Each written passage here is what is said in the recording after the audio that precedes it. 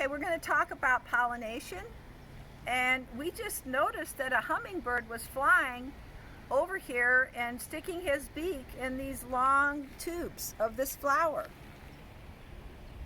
So and what this are flower the is called a delphinium. It's native to the Bay Area. what is the hummingbird doing when he does that?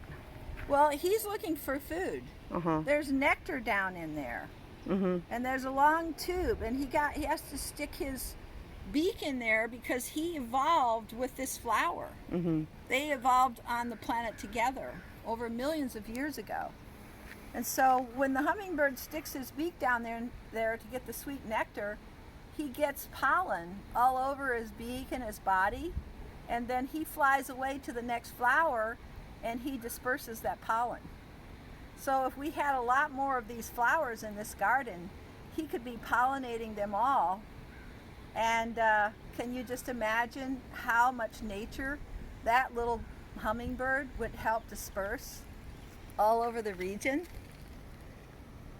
It's beautiful, and there's a tiny bee. Yeah, and there's a tiny bee. Now that bee is a native bee. Yeah, and they're gentle. They don't tend to sting. Native bees don't sting. Yeah.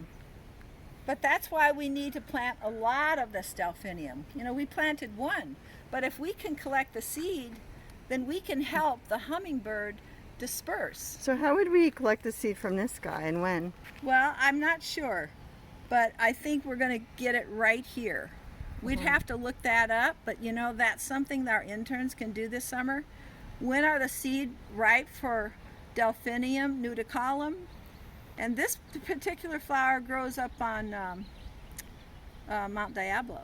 Oh. Yeah.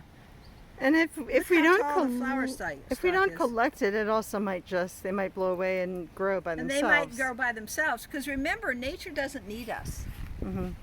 Nature does all this completely by itself with no help from humans. Yeah. But we need nature. Always remember that. We need nature. And we have to take care of nature.